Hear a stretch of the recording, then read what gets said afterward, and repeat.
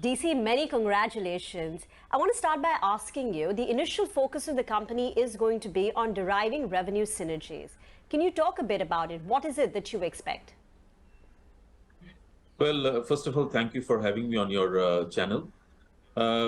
See, right from the beginning, we have been saying that every merger has a primary objective, and the primary objective of this merger is how do you cross-sell and upsell and create more, revenue opportunities for ourselves.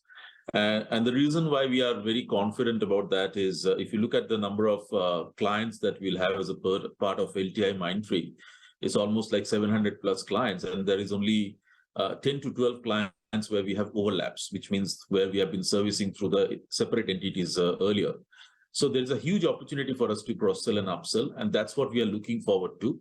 And that's why there will be a lot of focus in terms of providing end-to-end capabilities in terms of what we call as full stack capability, where we can do all the way from customer experience to supply chain transformation, including data and cloud. So that's what we are looking for in terms of cross-selling and upselling, and that's why we are going to focus in terms of creating revenue synergies, as we go along into this in the new entity. How soon before you realize these revenue synergies? Can it kickstart from day one? And talking about the revenue opportunity from cross-selling and upselling, the annualized revenue run rate on day one of the combined entity is $4 billion.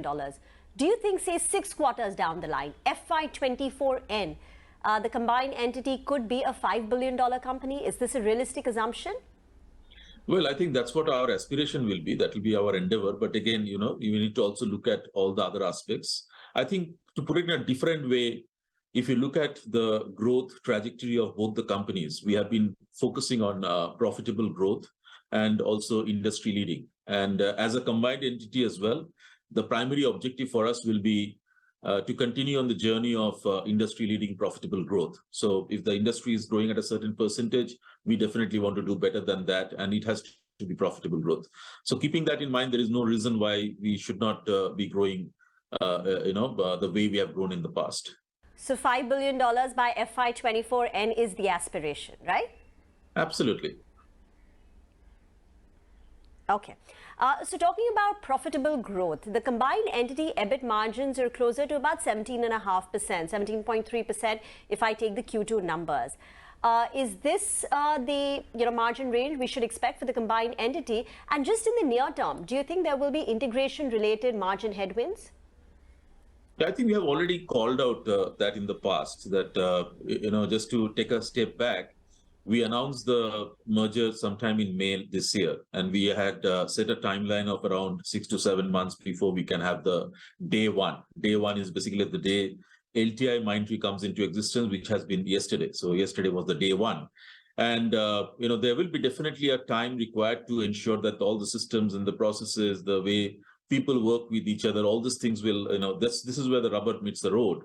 And our aspiration is, based on the planning that we have done in the past, our aspiration is to get through all these things before the end of this fiscal year. That's our aspiration. And if we can do that, that's pretty much a record time by which we can achieve that. And that's the primary goal that we have at this point of time. To your question specifically, yes, of course, there will be certain one-off expenses that we'll be taking in Q3 and Q4 because of the integration cost. But having said that, if you look at our overall journey in the last several years for both the entities and now as the merged entity, as a combined entity, we will be focusing in terms of keeping our EBIT and EBITDA margins at a certain level, and then invest back into the business. That has been the philosophy as we have been growing, and that is the philosophy that we'll continue to follow as we go along. Now, to call out a specific number is a little too early because I need to still understand, it depends on the overall synergies that we can create, etc. So you have to give us a little bit of time, but I'm sure we will find out the range at which we will operate and follow the same principles that we have followed in the past. But can the range be higher? Because now you will have a lot of cross-selling opportunities, synergies. Even on the cost side, there will be cost optimization. So without getting into numbers, can we assume that, say, 1 year down the line, the margins of the combined entity will be higher than what they are today?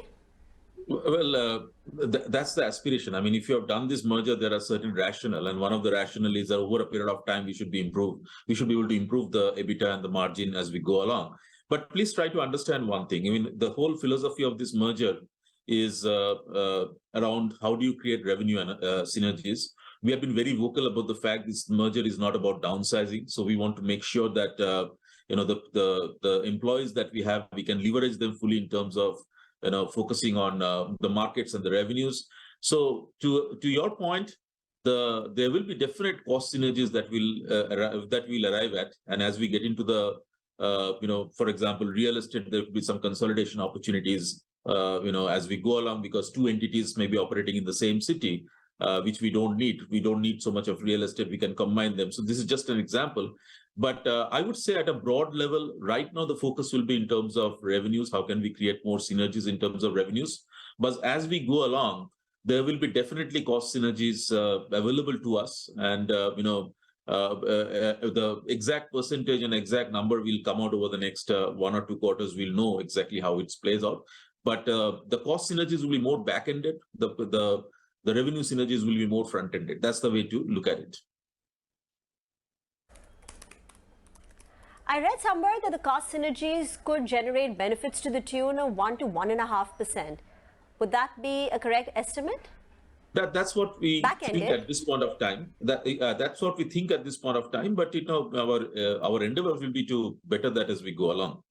But as I said, right now all the focus will be ensuring that we can continue with our approach of cross-selling and upselling and improve the wallet share in all our all the strategic relationships that we have. When we spoke to you in May when the merger was announced, you said that with the scale of LTI and Mindtree combined, you can participate in larger deals. So just to understand, earlier, what would have been the average size of the deals and what can the number increase to? What are the larger deals that you can now bid for that you couldn't earlier? Well, I think when you talk about large deals, unfortunately, we haven't been seeing too many large deals in the last 1 year or so, but that doesn't mean that large deals will not come back on the table.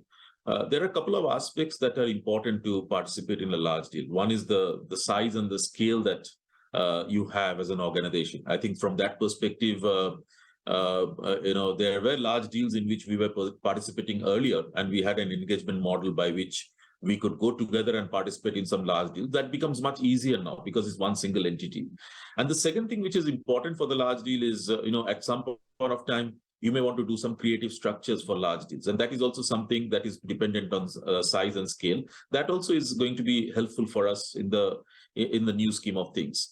And lastly, it's all about the broad range of capabilities that you can bring on the table. And again, from that aspect, with the combined entity with LTI-Mindtree, the range of capabilities that we have and the strengths that we have, I think we are very confident that we should be able to compete in any kind of scenario in case of a large deal. So it's just not the size and the scale, but also the breadth of capabilities that we have.